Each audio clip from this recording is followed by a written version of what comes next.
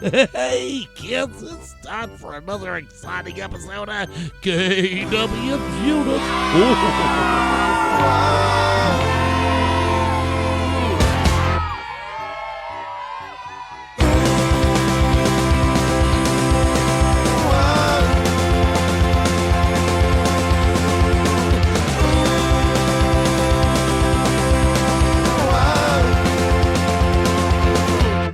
I thought my head was bleeding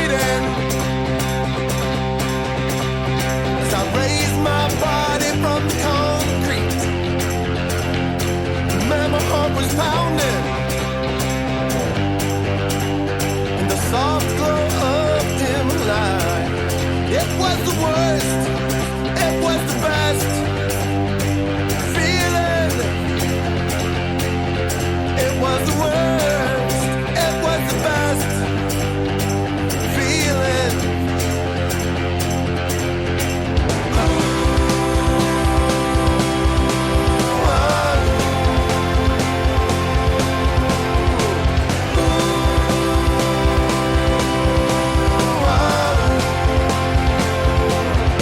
I didn't mind the swelling or the scars that were left toward flesh.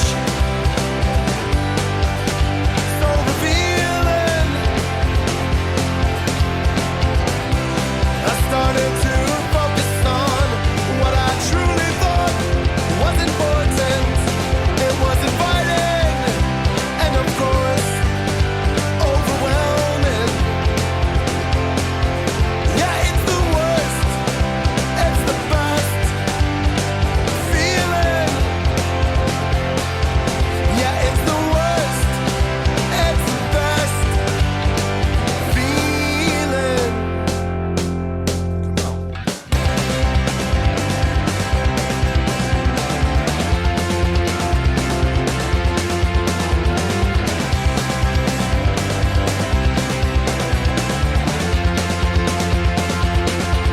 And so the songs keep coming,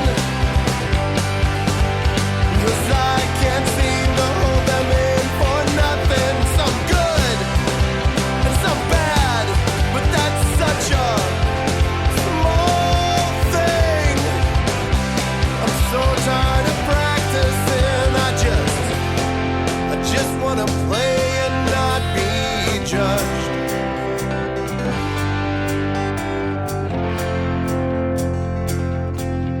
Cause it's the worst, it's the best feeling. Yeah, it's the worst, it's the best feeling.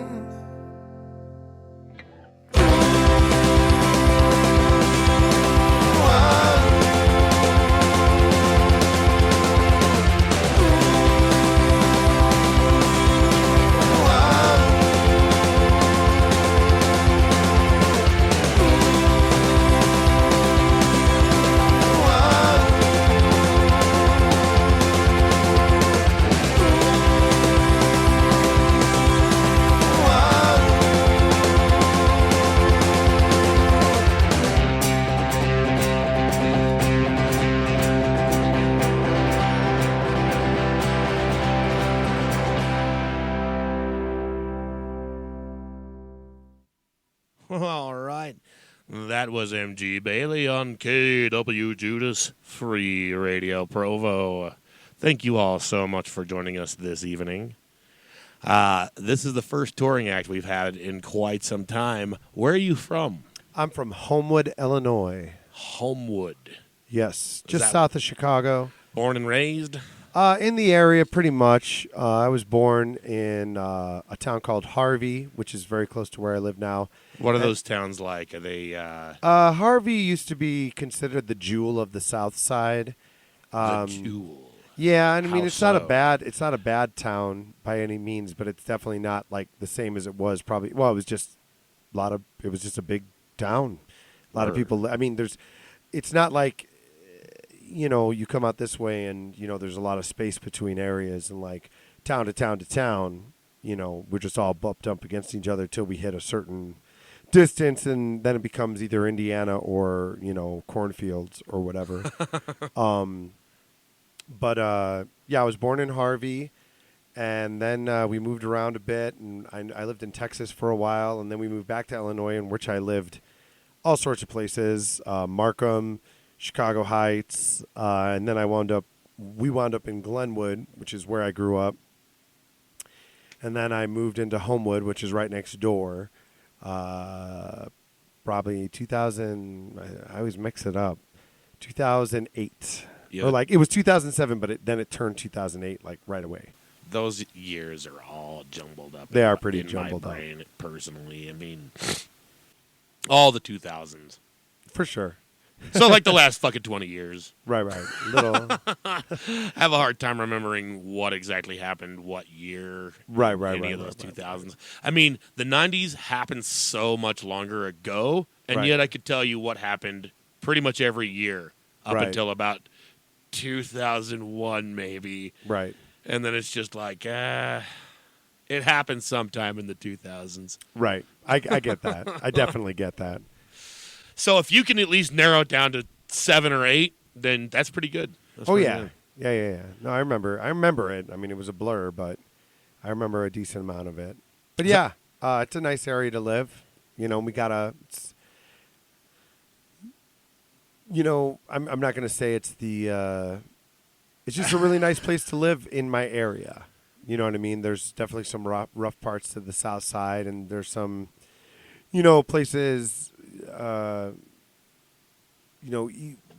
of surrounding us that maybe have bad reputations or whatever, but it's all just there, Yeah. I mean, every town is going to have its pretty much rough edges. Sure, for sure.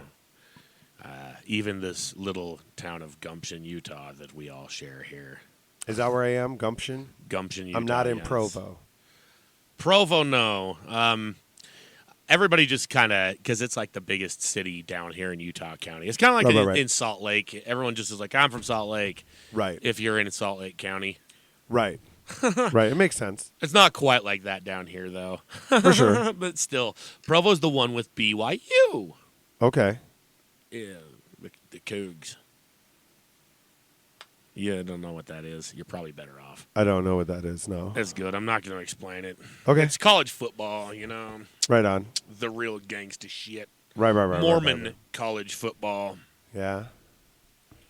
So is this your first time here in Utah? No. I got to come last year for one Salt Lake City show. So you've been on tour through here? One time, yeah. How many times have you toured? I mean, dude, big tours, it's been in more recent years. But in my area, the last decade, I mean, I've been doing all the surrounding states and, you know what I mean, my area a whole lot. And where people are like, well, you're not on tour. And it's I'm on tour in, I'm playing. Just all the fucking time. Yeah, well, I'm not all the time, but I would play a ton of show. I did 3 states in 24 hours up by me once. I did Wisconsin, Michigan, and then an Indiana show. Within a day, within 24 hours. Damn. Yeah. Yeah, you just played a show this morning, didn't you? I just played a show this morning. How do you get those kind of gigs, man? You're Well, a very avid self-promoter, huh? Well, I definitely. Obviously. Well, I mean, people are. I'm not completely booking by myself anymore, but in my area, yeah, I didn't have a booker. I didn't have anybody till I was 39 or 40, and I was playing 160 to 170 gigs a year. The other part of that, though, is I would take every gig.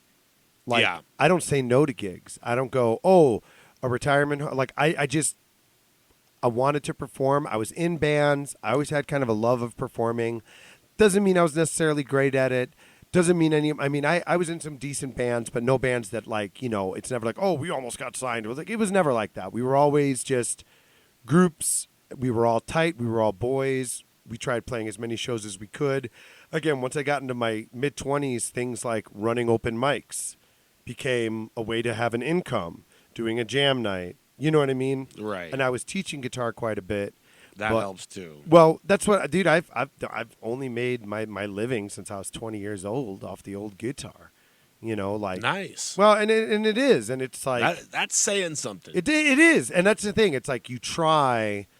All artists, and it doesn't matter who you are. Kanye West wants more. You know what I mean? Everybody wants more, no matter what they have. Right. And part of it is, yeah, I'd like more money, or I'd like more exposure, or I'd like better gigs, or I'd like whatever. But if you make any sort of living in the music world, yeah, you're pretty lucky. it's a challenge. And it's and you should give yourself a pat on the back every once in a while, Exactly. because it is hard out there, especially if you're not somebody, you're somebody maybe like me. And I didn't go teach in a school. You know what I mean? I didn't go, I'm a musician. Yeah, I teach kindergarten. And not that there's anything wrong with that. We need those teachers so bad. Yeah. And I was a teacher for a long time. But, like, I knew in my heart I wanted to be a performer somewhere Right. down the line. And it wasn't always really readily available to me, if that makes sense. Like, I'd be It in a does. band, and you kind of had to do whatever the band was doing. Right. And that And you didn't can only do as much as the The- band wants to allows, do. yes, And the people yeah. in the band are Abs- able. Yep, and all that. Yeah. I'm going through all that. I'm in multiple bands. Right. So It is hard. I know what it's like, man. Well, and I was in a church band, for about 10 years. And again, I'm not even really religious. And I would express that. They'd be like, sing this song. And I'm like, I can't sing this song. I feel like a hypocrite. So what did you do in the church band? I played bass and I oh, sang. hell yeah. Yeah. What kind of church? It was a community church.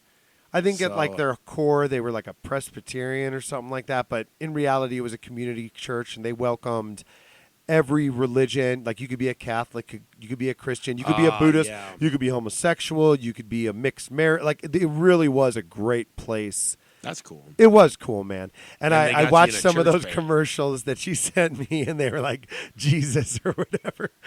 And well, I'm just saying, like, it helped There's me. only one with Derp and Christ. That's fine, but that's the one I watched. So And I was that's- watching it like it made me laugh a little.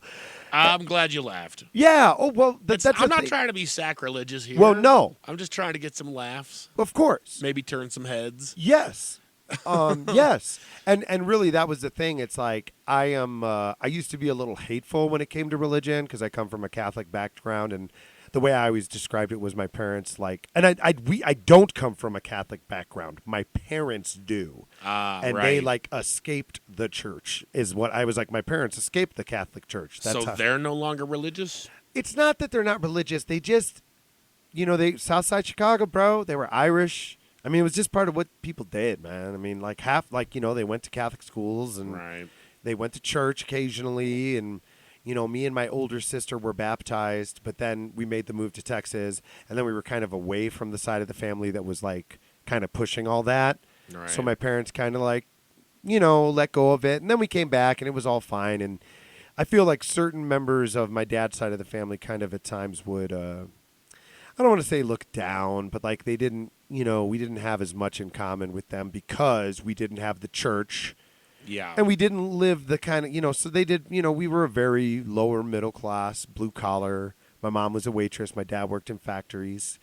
Right. You know what I mean? And they were just a little more white collar on that side, just a little, you know what I mean? And I still like them and talk to a lot of them. But, and it's all just a little more open now. And again, going to church with my wife was like, I belong to this church. And she's not even uber religious, but she knew a lot about religions. And I envied that she had exposure to things and knew about things that I didn't know about because I did not go. To like all sorts of different religions? Yeah. It was good. Again, it was a community church she belonged to. It was a decent church, and it wasn't Oh, fire. so she was at another one that just kind of accepted a little bit of everything. She was at the one that I played at. Like Oh, the she same was, one. the same one. And essentially, Ah, when I we got getcha. together after we got married, or maybe right before we got married, I don't really remember, to be honest. Again, the blurring of years. But like somewhere in Who that the hell does? somewhere in that time between when we bought a house and when we got married, somebody from the church approached me and, we understand you're a musician. Will you play guitar? And I'm like, no, I don't really want to play guitar for the church band. And they were like, well, we need a bass. And I'm like, I will play bass for the church band. And it was So what's the what makes the difference? in what? If you'd say yes to bass and no to I guitar. play a ton of guitar. I So play it a just So I don't need Something I don't different? need any more practice on the guitar. Yeah. I don't need to be a guitar player for anybody. Like I'm a good enough guitar player for myself. Like I don't have to like keep it in my I play guitar every day of my life. Like I needed something that got some of my auxiliary instruments in my hands more often.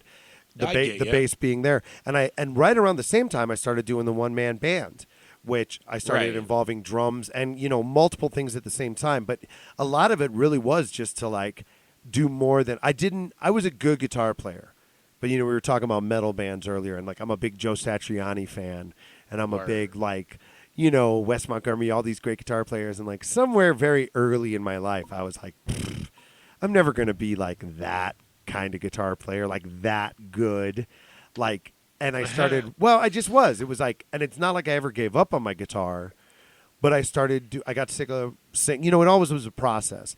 Okay, I'm tired of these lead singers thinking they're so great and quitting or deciding what we do or whatever. And I'm like, I'm going to sing. I didn't have a great voice, but I'm like, I'm going to take it on myself to learn to sing so I can have the gig. Again, have the gig when I want the gig. And it went from a 5-piece band to a 4-piece band. And then that was a couple bands. And then it was like, you know what? I'm going to play. And I don't need another guitar player. I don't want another rhythm guitar player in there. I just want... I want to handle the guitar and have a good enough drummer and a good enough bassist to fill out that sound that would be present in a rhythm guitar player. And I was still trying to sing, and I was trying to take more solos at that point. So when that band broke up, being like 28 or 27 or whatever. Which band? They were called the Slow Moving Machines. My last band was called the Slow Moving Machines. And we were like a jammy, metal-y, sublimey. I mean, we were good. But again, even that band, like every band I was ever in, I thought I was trying my hardest. I was doing the most I could possibly do. Oh, I'm a guitar teacher. Oh, I have this band. I'm writing originals. Really, till I started playing solo by myself, I did not. I still am trying to give it my best try. Yeah, like I'm still trying to improve on my promotions and my just all the other stuff. Like I got the playing down. The one-man band is in a good place, man.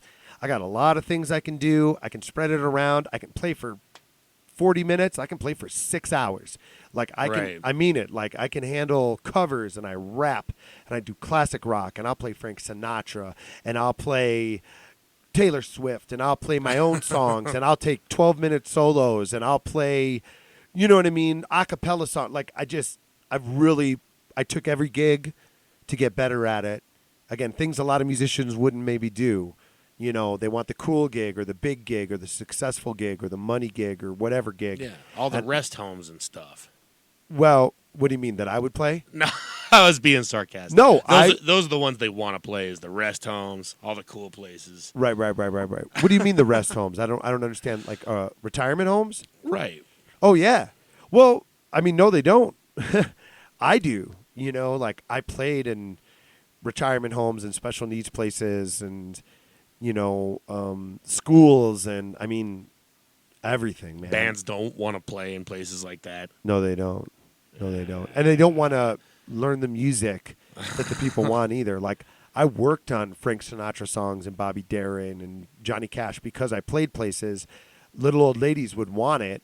I wouldn't be able to do it. And then when I would go back, I would want to be able to be like, I know how to play that song that you and your husband danced to on your 50th wedding anniversary or whatever, and sometimes they wouldn't know. I don't know. It was just, I wanted to give up myself a little bit, and I did that for a long time, and I had kids and my wife, and I went back to school at some point, and now I'm a little bit, I want to get back to kind of was doing prior to that, which was like more originals, and again, sharing my thoughts, and you know what I mean? Like, I don't know, just bring me out a little bit more, I guess. Not to say the one-man band isn't me enough. It's me all the time. And pictures of me and videos of me and me writing people back. It's all about me. Yeah, man. It's like... and there must be more of me. Yeah. I don't get it, but yes. I mean, hey, what else are you supposed to do when you don't have a band? Right. Well, I mean, that is true, though. Sit around and wish you had a fucking band? Nah. No, it's cool that you become that proactive, and not only that, but of course, you're not the first one to, of course, come here and be like, yeah, the band, not to talk any shit, but kind of hold you back a little bit. And of course, I mean, it's not all about the money, but when it's just you, It helps. you don't have to cut the pizza into so many slices. Right. So- Well, and I pretty much cut it into, you know, what goes to my home and what I need to keep this thing going. You know what I mean? Right. And touring Funding it- your recording and your touring, all and that your stuff. merch and Yep. all that. Yep. And again, it's a tough balance. And everybody I know, like, you know, all the school dads and moms and people in my area, I have tons of support. But, you know, there's always somebody who comes up to you and goes, "Oh, but you're away from your family." And it's like, thanks for reminding me. Like, it, well, it is, dude. I had a cat pass away, I think I was telling you. And, People just walk up and they're like, "Man, you've been away from your family and your cat died." And you're like, "How well, I just mean it's the like, fuck did you know?" yeah. But I mean, it's like, you just, it's, I know a lot of dads that are home all the time, but they work 12 hours. You know, they're gone just as much in a Right. certain light. And don't see their kids hardly ever. No, exactly. I mean, No. that was how it was at my house. So it's like, and again, it's not like it's 1984 and we're calling on payphones. I FaceTime my kids, you know, and all that stuff. But like it is, I'm trying to find a balance of where the money goes and how I can be more, you know, I don't know, just, I don't want to say more successful. Obviously, everybody wants to be more successful, but like Right. trying to be, just get the art of what I'm trying to do down. I know there's a balance out there.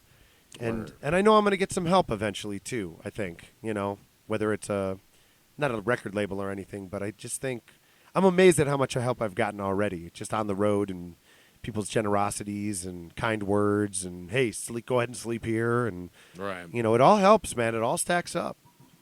And the more you keep doing it, the more it will continue to stack up. I hope so, man. We should get into another song. Yeah, like we said, we're jabberjaws, dude. I warned you. That was probably a good 15 fucking minutes of talking. Well, Maybe you we'll can play a edit it. couple songs in a row here. Yeah, let's go. All right. This is MG Bailey on KWJUDAS Free Radio Provo. Thank you all so much for listening to our jabberjocking. Little baby, you driving me crazy. You turn it up all day long and you leave it for me to repair it. Sweet honey, you know I ain't got no money, but I got me a plenty of love and I put 10 buns in your oven and I kill it every time, every time. So lover into your eyes. Hold me close until sunrise. Oh mama, this life is slaughter and drama. I try and keep that foot for time, but I falter and I fumble. Oh daddy, I know why you were so tired. And I weren't no bad child, but I could have done better. I could have killed it every time, straight A's every time. But I guess I can't change that. I can only live in the present.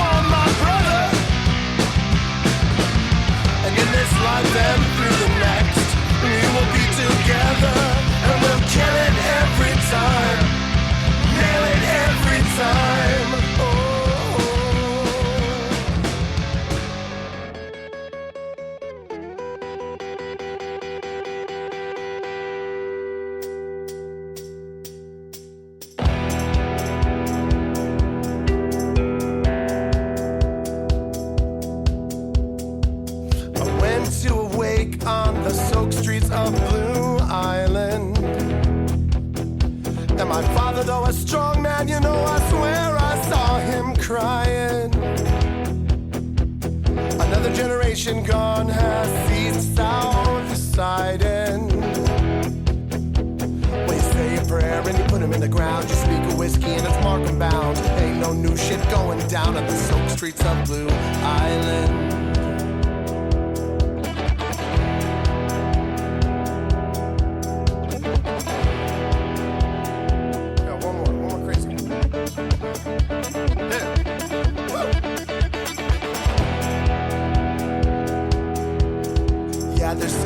And punks on the corner of Old Western. You know there's pride and fist that quarrel without question. 'Cause weak means death, blue collar proclamation. Well, you lace it up and you head out to a show. You buy a round and you toot your nose. Looking around to settle scores in the corners of Old Western.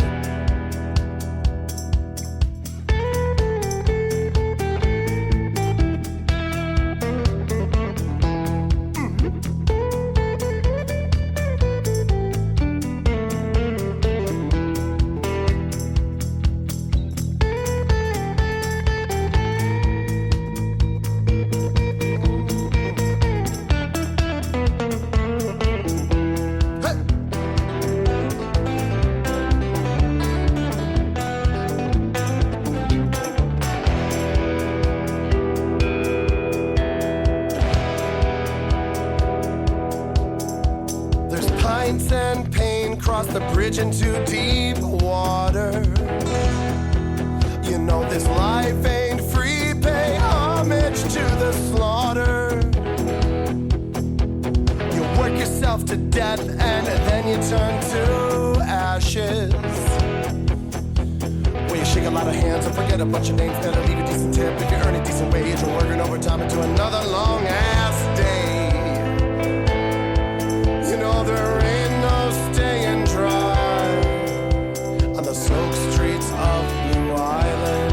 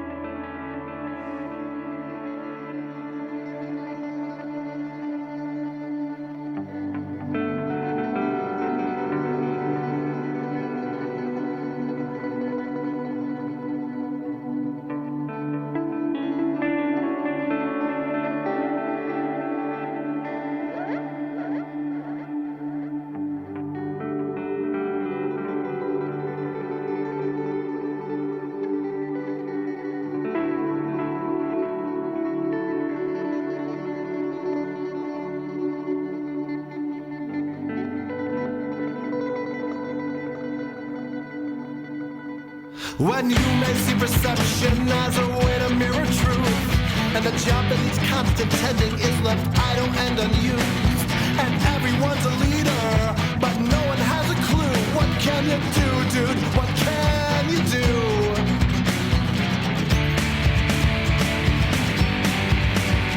And all matters of organization are left useful in small rooms, big colors, bright colors, and all the time in strong time and meter. I wanna know you in 4/4 time. I wanna know you in 4/4 time. I wanna know you in 4/4 time. I wanna know you in 4/4 time. It's all trash and tulip stems. It's all feeling no direction. We move in all directions, from the basement to the bedroom, and the moment with a message, good versus evil, and the line near us, and we communicate like pit bulls, to control and to pursue. I've lost my way and I do not know. I don't know what to do. No, I don't know what to do.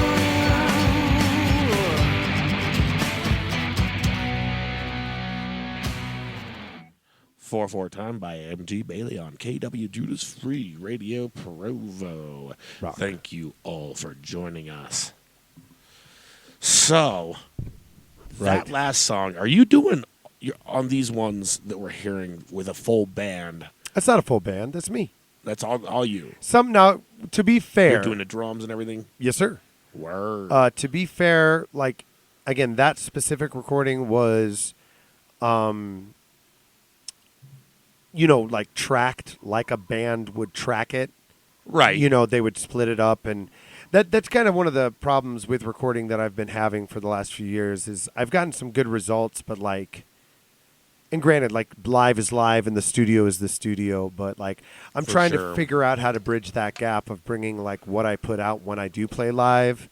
And again, I do all sorts of gigs, so some of my gigs are kind of sleepy, chill gigs or whatever, but like I try and bring an energy to my live performance, and I really want it to come out on this next recording with, I guess, just my like I really want it to be as, I guess, true to me, because the next record is going to be very personal. Word. And I talk about a lot of things, and I bring up a lot of things that I guess are, I would definitely call part of the human condition, but it's going to be called Sideshow, and it's kind of about me being like, not to say not taken seriously, but like, again, you just said, like, well, this is a full band. It's like, no, that's me. But since I'm one guy, I'm always going to get pegged as one guy. And there's a lot of one-man bands out there right now. Like, there's tons. It's becoming a lot easier to do it. And it is. And some of them use certain stuff that you can go out and purchase. I mean, obviously, I buy things too. But, like, I really like the journey that the one-man band has been. Right. And I'm kind of thinking of taking it up myself. Yeah, and everybody The more I talk to people like you, the more I'm like, I want to be a people like you. Right. Well, I appreciate it. You inspire me. Well, So and I'm glad I appreciate inspire that. you. I'm glad I inspire you. And hopefully the people listening are inspired when they hear stories like this from guys like you. Yeah, I hope so too. If to be honest, I really do. I don't discourage people from becoming one-man bands or anything, but I do, not to say I discourage, but like, so there's somebody in Chicago that just completely Got to choose your words wisely. Well, he ripped off my setup. Wait, what do you mean? He just took exactly what I was doing, and he just took it, and he just started doing it himself. So when you play live, what is your setup? It's a whole rig outside, but it involves electric drums and electric guitar, and you got the electric drums and everything. Yes, You're I playing do. All at once. Yes, I do. No shit. But he really did, like, and I know he did. And I even commented on Instagram. I'm like, nice setup. He goes, oh yeah, you were the inspiration for it. I'm like, yeah, well, you never told me. You just took what I was doing, and you ran off with it, you little punk. Well, it's a good thing I told you that you inspired me. I guess so. Well, dude, it's not even, he didn't even say I inspired him. He just goes, yeah, a lot of my ideas come from your rig. And I'm like, dude. But like, and I'm not really here to talk about that. Because again, I'm not the first one-man band. I'm not the last. I'm sure plenty of people got the V drums and all that. For sure. Well, there's acoustic. the There's electric farmer's guitar foot drums. A lot of dudes use farmer foot drums, and they're really clean and nice. Cajones or All that all stuff. sorts of People do different all sorts of ways stuff. to- But like, that's really my point, though.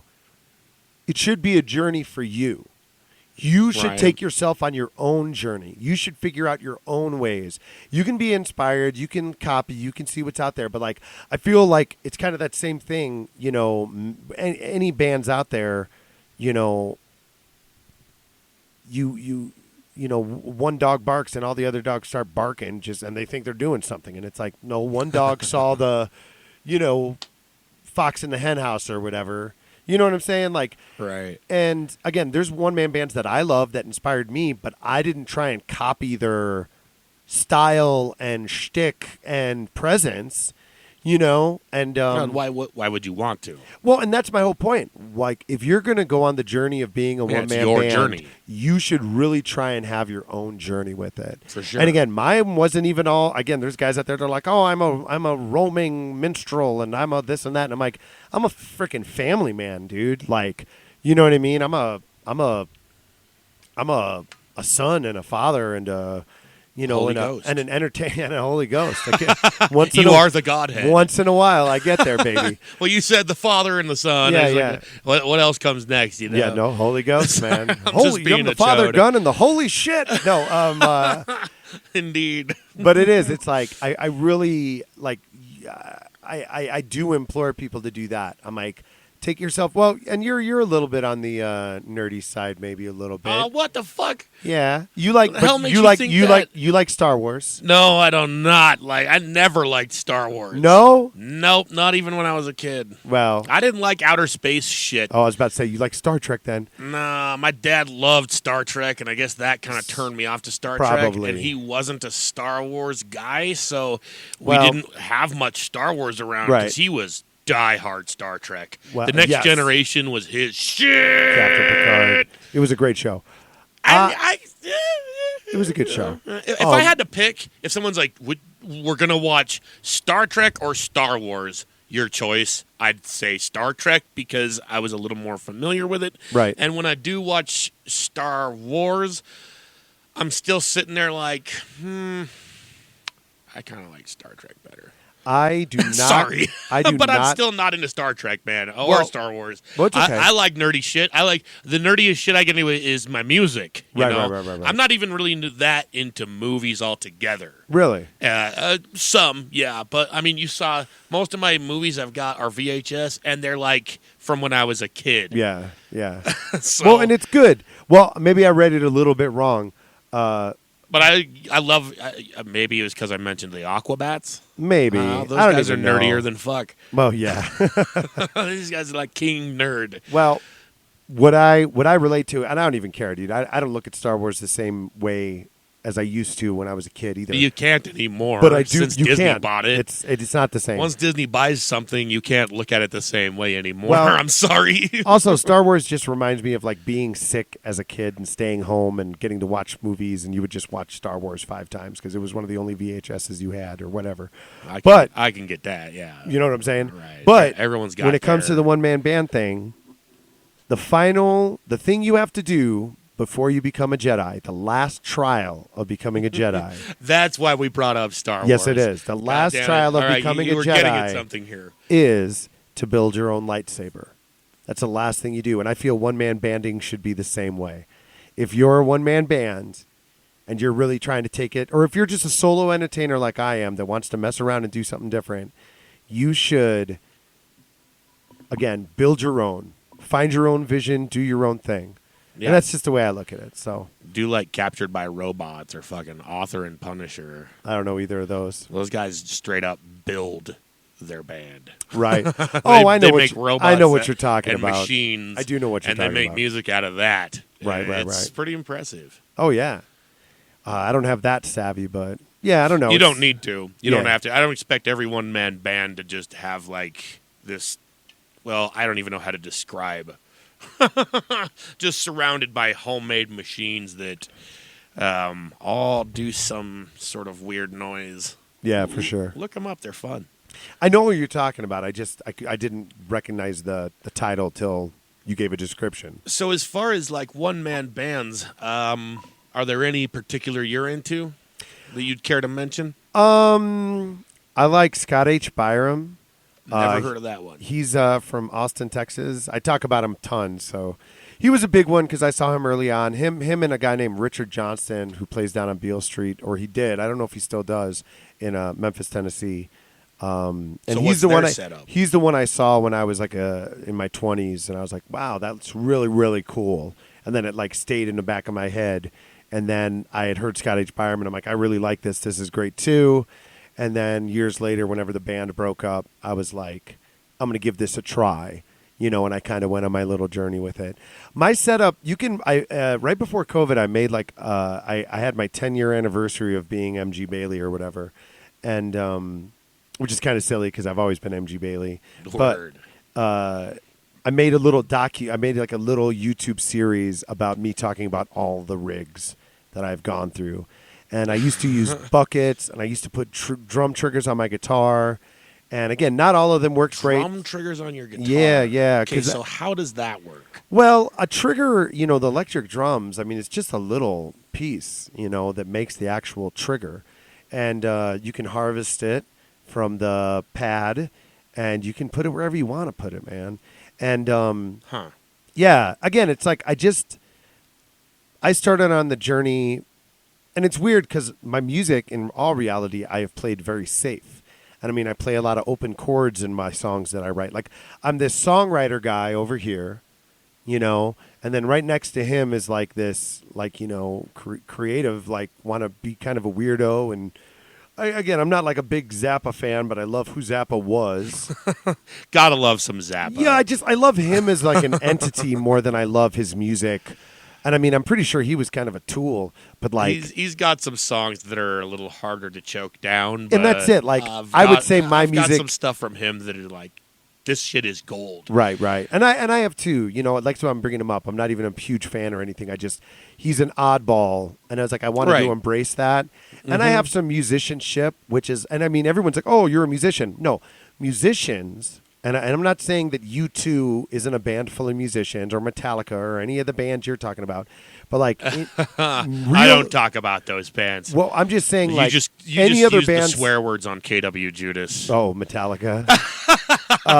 No, you're okay. We'll let it slide this time. But like musicians to me, and there's bands of musicians out there, but like a real musician is a guy or girl or they or them or whoever in between that goes out there and does the job of playing any music that anybody asks for. Like Bob Dylan isn't a freaking musician. He's like a songwriter and a poet, I guess. And he's not a bad musician, but like I wouldn't ask Bob Dylan to play guitar for my jazz 3-piece band. Do you know what I mean? Right. And I know I get what you're saying. I know there's some musicians out there, and I know very few, where I can put them anywhere. And they can chime in on feel and tempo. Metal bands, reggae bands. I mean, they can really, and I have a little bit of that musician guy in me where like, I just want to do my job. Right. You know what I mean? I'm just here to do a job. You want me to play while you're walking down the aisle? No problem. You want me to play while your grandpa's being put in the ground? No problem. You want me to play for 3 hours for all you and your drunk ass friends? No problem.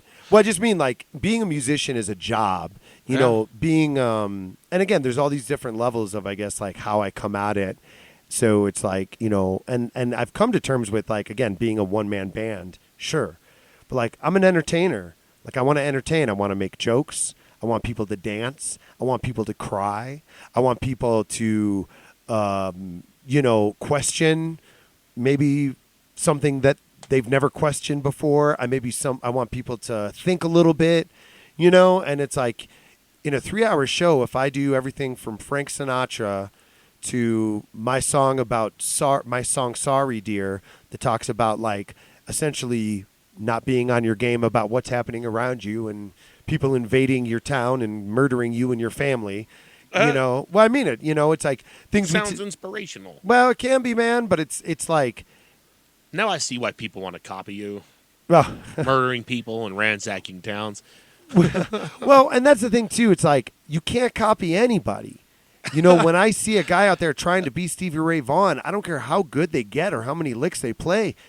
You should be inspired by Stevie Ray Vaughan. You shouldn't try and be Stevie Ray Vaughan. Yeah. It's not just me. I fully agree. It's like music. I wanted to be a musician, and I wanted, but I didn't. And sometimes I'm a teacher. Sometimes I'm a songwriter. Sometimes I'm a lazy rocker. I can be kind of whatever I need to be, and I love the freedom in that.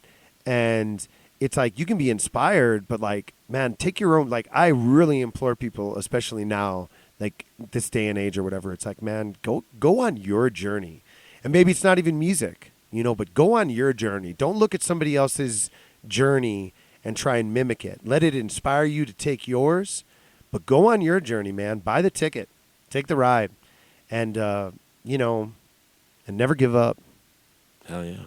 Well, we should play that song. Yeah, play I'm Sorry, Dear. It's a good segue into our next breakaway of music. We're going to get back into the rockin' and less talking. Thank you all for listening. KWJUDAS, Free Radio Provo.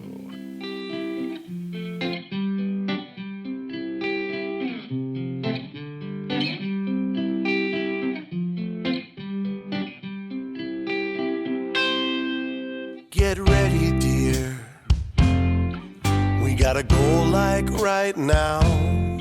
Leave our happy home. We gotta run like hell. They're coming, babe, in great numbers and armed to the teeth, armed to the teeth.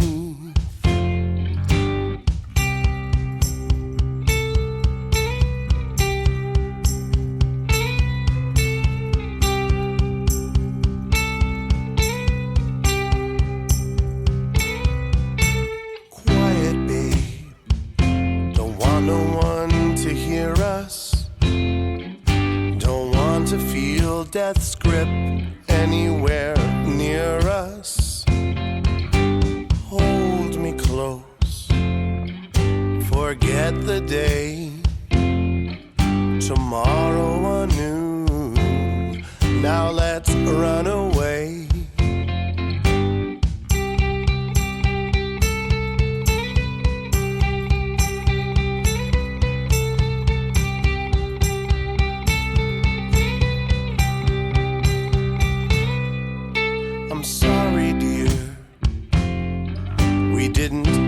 It out. Now your dead eyes will haunt my life.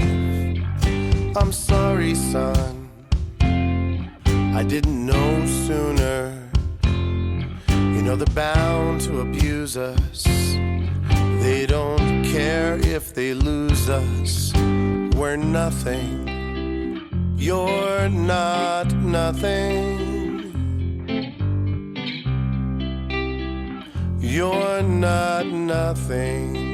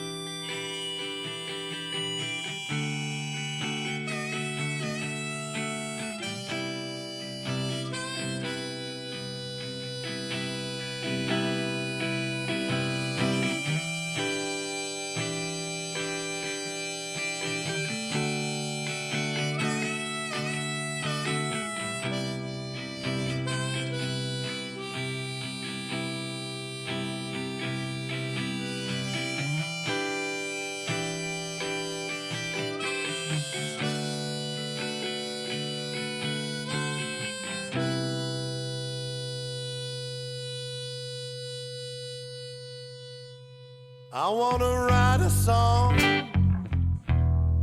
and forget the words.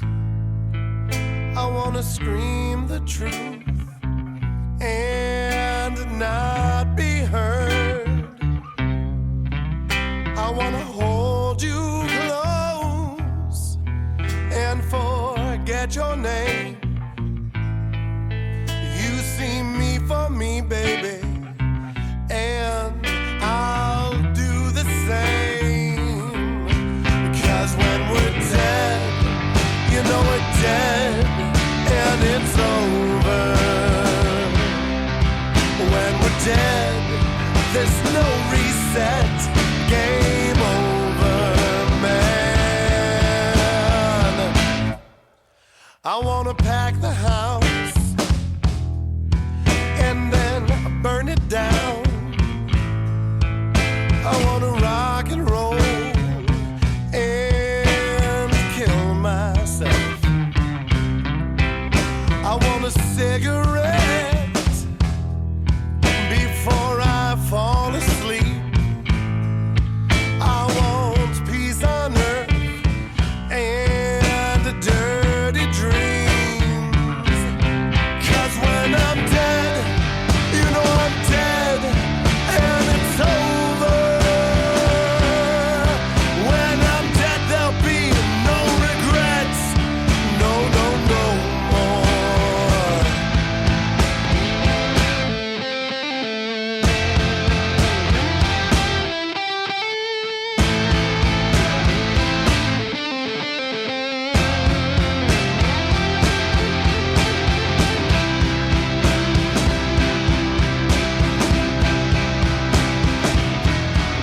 Oh, I wanna ride it out, watch it fizzle and fade. Hold my head up high while the last note plays. 'Cause when it's dead, you know it's dead, and it's over. When it's dead, just let it rest. No more owner. When it's dead, yeah, it's dead, and it's over.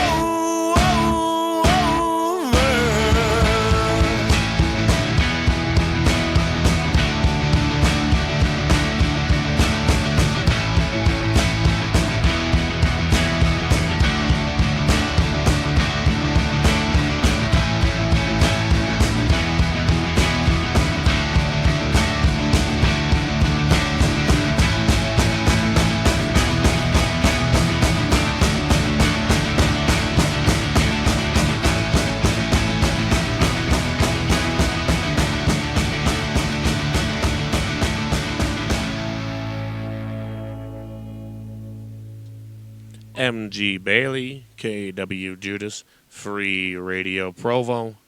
Well, kids, as much as it kills me to say, it is time for our show to come to an end. Aww. I'm going to edit in like a bunch of kids. Like, Crying. Yeah. A bunch of depressed children, like ready to go kill themselves over a Pokemon level. Ooh, Sorry, it just got real, like, fucking real. I'm into it. Word. So before we go, is there anything that you want to plug? Any sort of, where do people find your music? You can stream a lot of my music online. You can also go to my website, mgbailey.com. That's the letter M and the letter G and the word Bailey, just like the dog, drink, or circus. mgbailey.com. I have all my shows up there. I have some music up there that you can purchase or listen to. I do have some music that hasn't made it to online streaming yet. I'm hoping to get all that done by the end of the year, along with a new record called Sideshow, and I'll have a whole full-length record coming out. And do you have any music from that out yet? Like anything we listen to tonight? Or? No, nothing we could listen to tonight. I tried to pick a little bit of music off like my last 4 records to put on the show, just to. So how many albums do you got under your belt now? I think on like Spotify I have 3 or 4.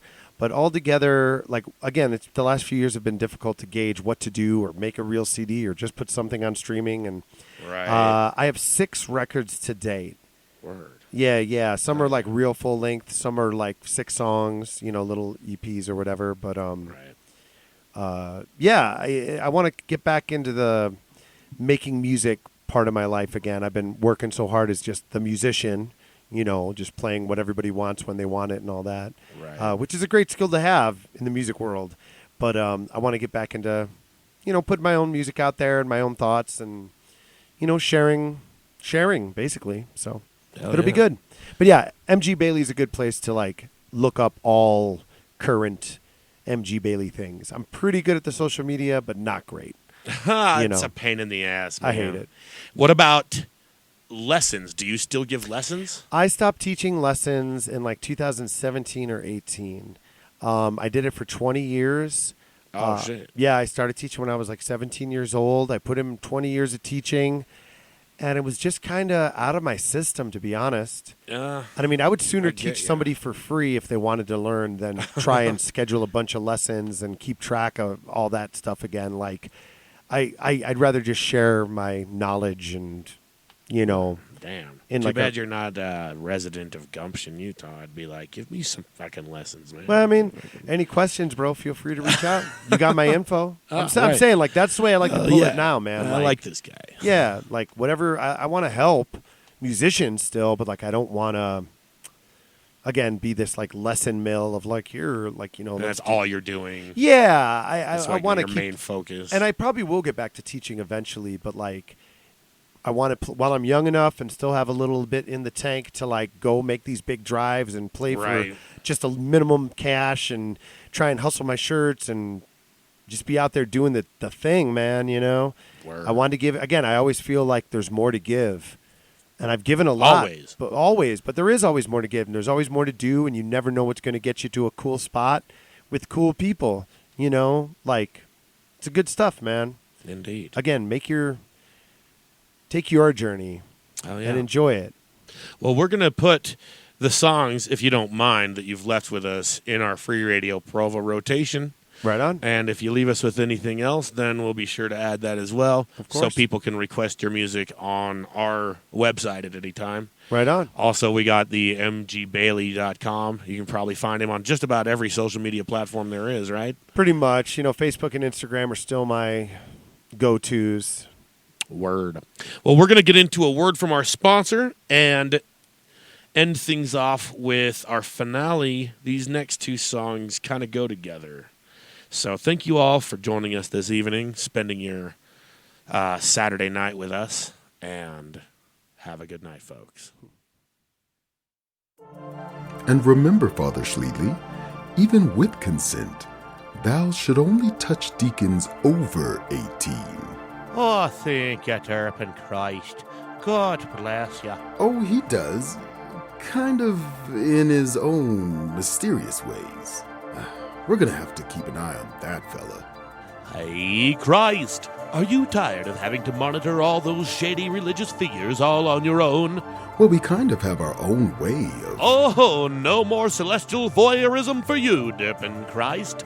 Say hello to Derpinsley's new high-voltage electro-priest shock collar. Works on all religious figures the moment they're about to commit an act of perversion.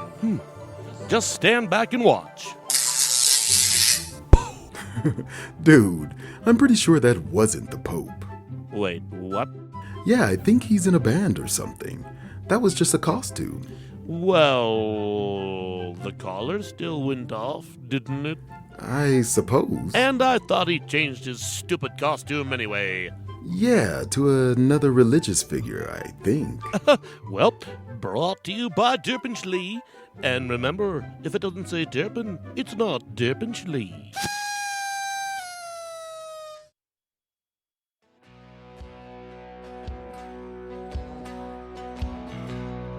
This song's about friendship.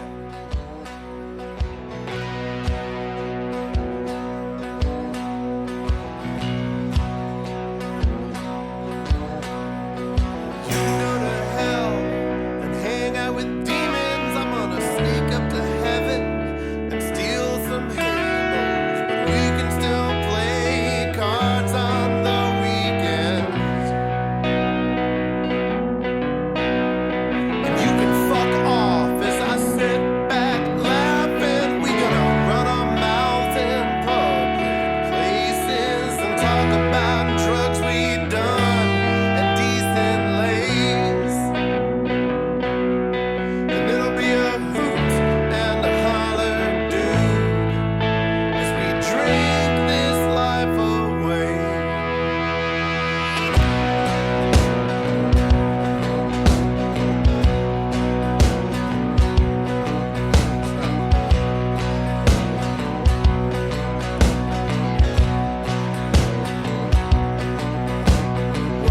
my job and you stop paying taxes, we'll buy QP and we'll head for the mountains and dodge this stinking war like it's the plague.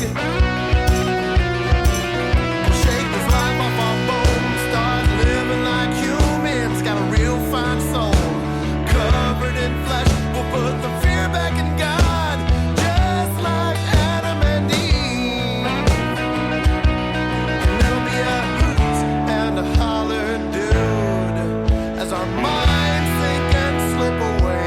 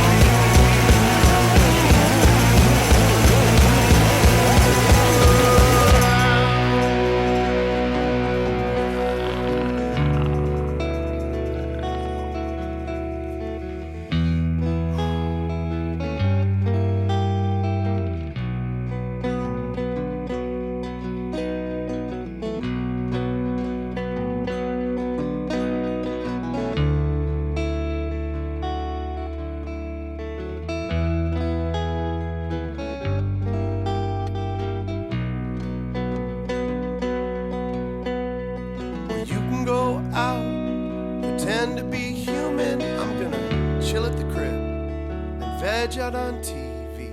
But in the end, we're always friends. And I will see you just as you see me in hindsight. It's alright, 'cause all things end to begin again. It'll be a hoot and a holler.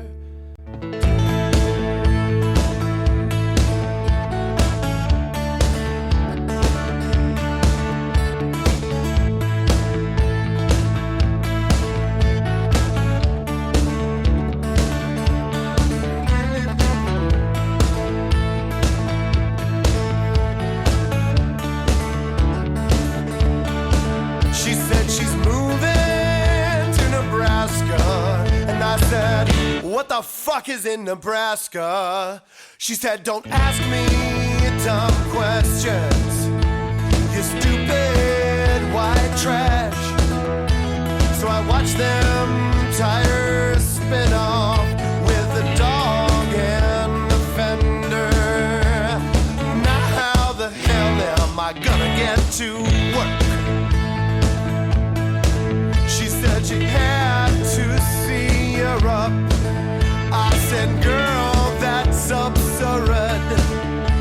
What's wrong with porch drinking and getting in fights?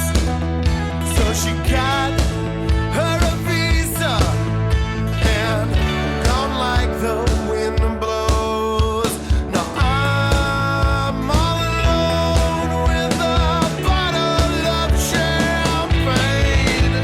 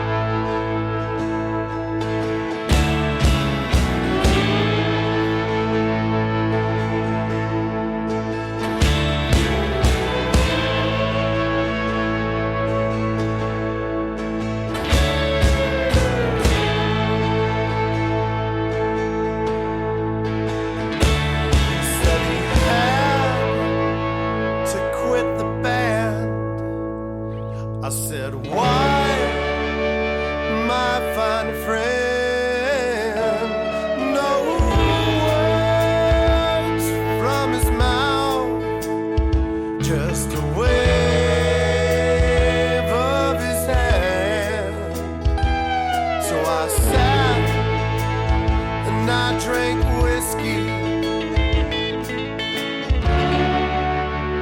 until I could not see. Then I got the fuck out that boring ass town.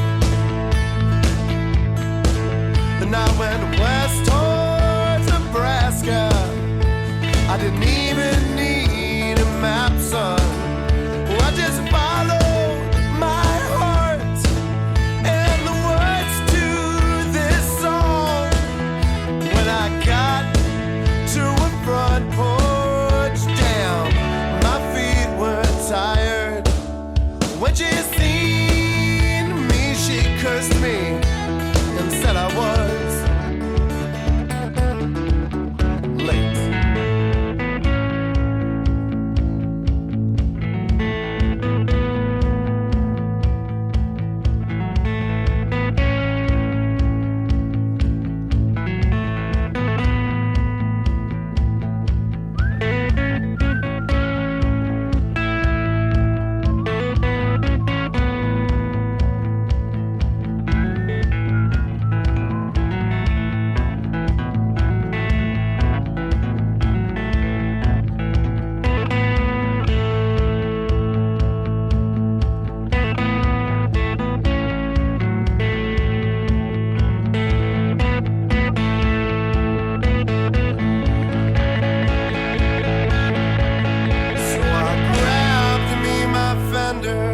And I sat by my whiskey and I played Jimi Hendrix till I fell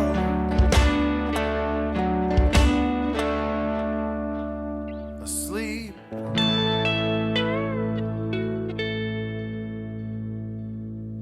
We'd like to thank you all for joining us on another exciting episode of KWJUDAS on Free Radio Provo. We now return you back to our regular free radio programming.